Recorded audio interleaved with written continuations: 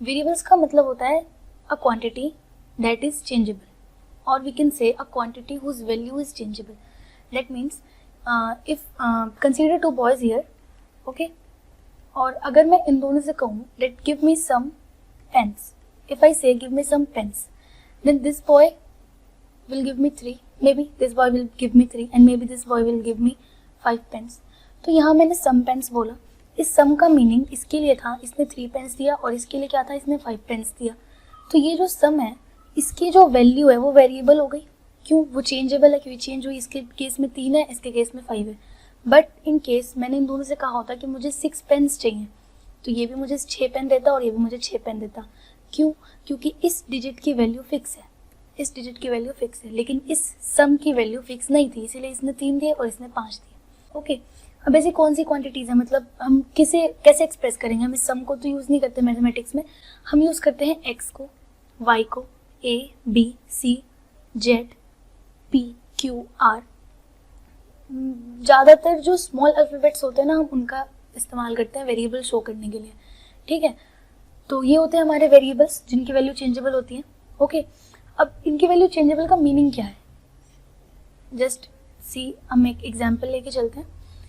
I write x plus 5 equals to 6. This is case 1. Okay, and in case 2 I write x plus 3 equals to 9. ठीक है, यहाँ पे ये x और यहाँ पे ये x, इन दोनों x का मीनिंग हमें पता नहीं है, पर इस 5 का मीनिंग हमें पता है.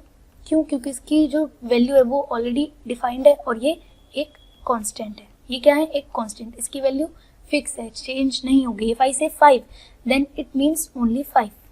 ठीक है, इफ आई से 6 देन इट मीन्स ओनली 6. तो वैसे ही 3 और 9 की वैल्यू फिक्स है, पर इस x की वैल्यू फिक्स नहीं है. कैसे फिक्स नहीं है? यहाँ पे इस x की वैल्यू क्या होगी? 1. क्यों? क्योंकि 5 में जब हम 1 प्लस करेंगे तो 6 होगा, तो यहाँ पे x की वैल्यू तो 1 हो गई, पर यहाँ पे इस x की वैल्यू 6 हो जाएगी. तभी तो 3 में 6 प्लस करके 9 आएगा, तो यहाँ पे x की वैल्यू 6 हो गई. तो यहाँ पे ये जो x है, ये जो लेटर है, इसकी वैल्यू चेंज हुई. यहाँ पे 1, यहाँ पे 6. तो the value of x is changing, that means x is a variable. यही होता है हमारा वेरिएबल. तो x की जगह हम y लेते हैं, z लेते हैं, x, A, B, C, any small letter we take, पर कॉमनली हम ये इन 3 लेटर्स का इस्तेमाल करते हैं. ठीक है, और क्योंकि यहाँ पे चैप्टर इन 1 वेरिएबल है, means linear equation in 1 variable है, तो हम एक ही वेरिएबल लेंगे और हर जगह वो वेरिएबल हमारा x होगा. ठीक है, you can take any variable but x is a most commonly used variable. Okay, तो हम नेक्स्ट चलते हैं कॉन्स्टेंट की तरफ. What does constant mean? इसका मीनिंग देखते हैं, इसका मीनिंग क्या होता है. तो आई थिंक अभी जो हमने ऊपर एग्जाम्पल किया उससे समझ आ गया होगा date x plus 5 equals to 6 जो था, इसमें ये हमारा वेरिएबल था एंड रेस्ट ये जो 2 डिजिट्स हैं ये हमारे कांस्टेंट है. क्यों? क्योंकि इनकी वैल्यू ऑलरेडी फिक्स्ड है.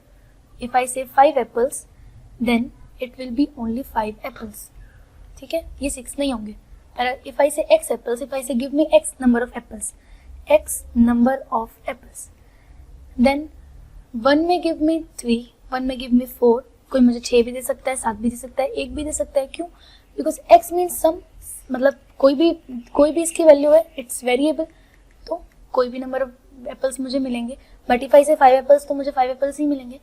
तो आई थिंक ये वेरिएबल और कांस्टेंट का कंसेप्ट क्लियर होगा, क्योंकि ये इतना डिफिकल्ट नहीं होता, ईजी होता है समझना. ठीक है, हम नेक्स्ट चलते हैं एक्सप्रेशन की तरफ कि एक्सप्रेशन का मीनिंग क्या है. तो एक्सप्रेशन का मीनिंग होता है, expression means it is a combination of variables, constants, operations. इन चीज़ों का कॉम्बिनेशन होता है हमारा एक्सप्रेशन. ओके, इसका मतलब क्या हुआ?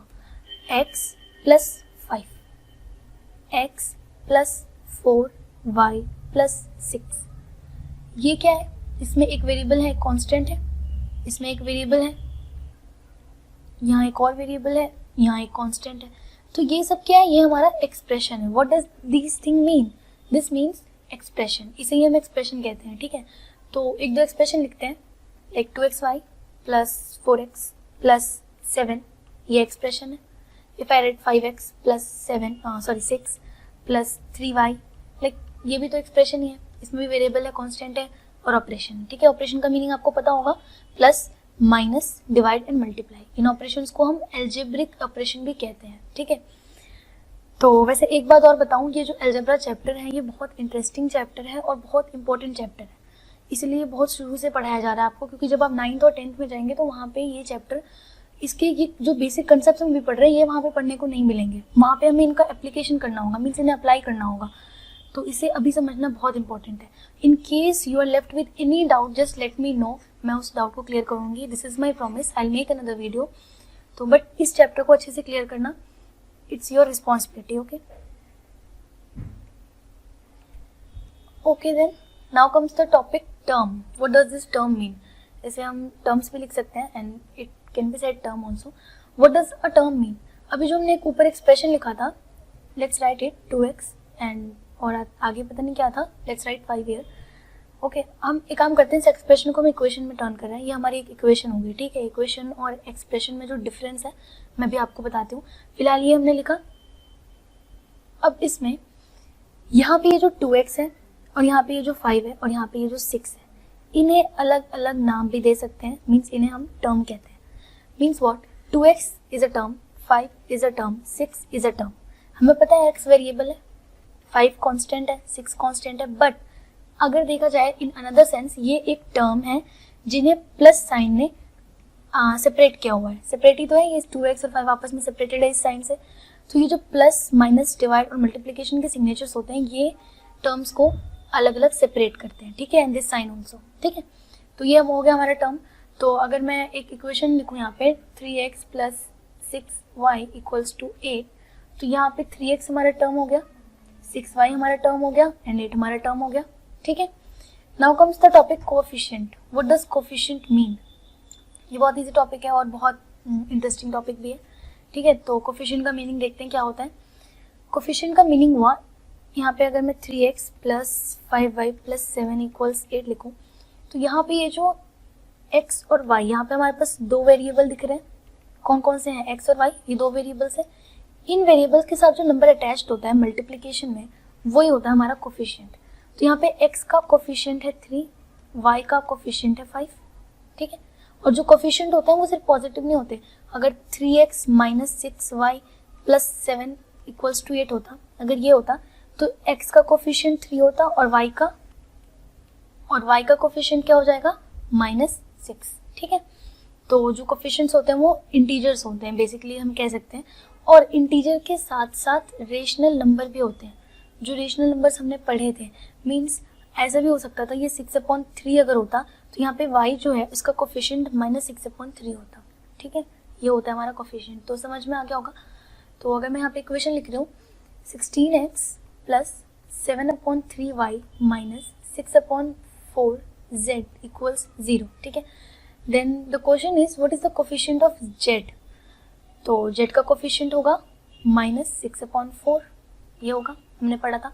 अगर मैं कहूँ x का क्या होगा तो x का 16 होगा, और अगर मैं कहूँ y का क्या होगा तो y का 7/3 होगा, ठीक है। तो ये हो गया कोएफिशिएंट। अब नेक्स्ट टॉपिक है इक्वेशन। इक्वेशन क्या होता है? ये है लास्ट टॉपिक, इसके बाद सोल्यूशन है। तो जो अभी तक हमने कंसेप्ट्स पढ़े हैं ना, उसमें ये लास्ट टॉपिक है इक्वेशन। तो इस इक्वेशन का मीनिंग क्या है?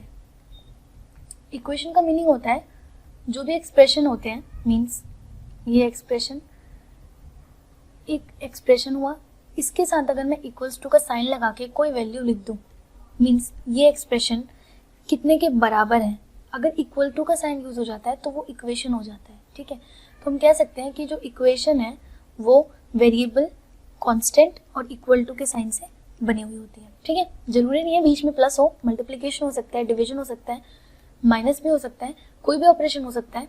बस इतना ध्यान रखना है कि variable, constant and operation and equal to sign is very important in equation. इन चीज़ों से इक्वेशन बनती है। अगर मैं x इक्वल्स टू 7 लिखूँ तो ये भी एक इक्वेशन है, क्योंकि यहाँ इक्वल टू साइन है, एक वेरिएबल है, एक कांस्टेंट है। अगर मैं x प्लस 5 इक्वल्स टू 6 लिखूँ तो ये भी इक्वेशन है, ठीक है। तो ये हमारी इक्वेशन हो गई। तो यहाँ पे हम कुछ इक्वेशंस लिख लेते हैं। 16x प्लस 8 इक्वल्स 7 हो गया, कुछ भी लिख सकते हैं इक्वेशन में, बस equal to sign and some operations are needed, ठीक है। अब है नेक्स्ट टॉपिक हमारा solution. What does solution mean? जो भी हम इक्वेशन लिखते हैं, मीन्स जो भी हमें इक्वेशन गिवन है या हम किसी इक्वेशन की अगर बात कर रहे हैं तो वहाँ पे सॉल्यूशन क्या होगा? अगर एक इक्वेशन लेते हैं 2x प्लस 5 इक्वल्स टू 15, ठीक है, ये हमने इक्वेशन लिया 2x + 5 = 15। अगर मैंने यहाँ तक लिखा होता, मीन्स 2x + 5 तक लिखा होता, तो ये होता हमारा एक्सप्रेशन, ठीक है, इसमें इक्वल टू का साइन नहीं होता। और ये पूरा अगर हम लेके चल रहे हैं तो ये हमारी क्या है, इक्वेशन। ओके, अब यहाँ पे सॉल्यूशन क्या होगा, यहाँ पे एक वेरिएबल दिख रहा है हमें x, बाकी सारे कांस्टेंट है, तो इस x की जो भी वैल्यू होगी वही हमारा सोल्यूशन होगा। सॉल्यूशन का मीनिंग सीधे सीधे ये होता है, the value of variable that satisfy the equation, that means x की वो हर वैल्यू जो इस इक्वेशन को सेटिस्फाई करेगी वो ही सॉल्यूशन हो जाएगी। तो इस अगर हम इसे सॉल्व करते हैं तो ये हो जाएगा 2x = ये जो मैं अभी यहाँ पे टर्न कर रही हूँ, ये आपको समझ में आ रहा होगा, यहाँ पे 5 प्लस में तो यहाँ जाके माइनस हो जाएगा, है ना। नेक्स्ट स्टेप में मीन्स यहाँ जो ऑपरेशन होता है अगर इक्वल्स टू के नेक्स्ट साइड जाता है तो ऑपरेशन रिवर्स हो जाता है। तो ये जगह 2x = 10 एंड x = 5। तो 5 जो वैल्यू है, इस वैल्यू को अगर मैं इस इक्वेशन में पुट करूँ तो 2 और x की जगह पे 5, क्योंकि 5 वैल्यू आई है, प्लस 5, ये 2 5 10 प्लस 5 क्या आ गया 15, और 15 ही था इक्वल्स टू में, यानी कि जो x की वैल्यू 5 है ये इस इक्वेशन को सेटिस्फाई कर रही है। The value 5 for x is satisfying this equation, therefore 5 is the solution of the equation, ठीक है, इसे ही हम सॉल्यूशन कहेंगे इस इक्वेशन की। तो सॉल्यूशन का मीनिंग समझ में आ गया होगा। तो जो हमारा इक्वेशन था 2x + 5 = 15, यहाँ पे जो सॉल्यूशन आया हमारा क्या आया, x = 5, ठीक है। तो यही होता है सॉल्यूशन, जो भी हमारी वेरिएबल्स होते हैं इक्वेशन में उनकी अगर हम वैल्यू निकाल रहे हैं तो उसे हम सॉल्यूशन का नाम देते हैं, ठीक है।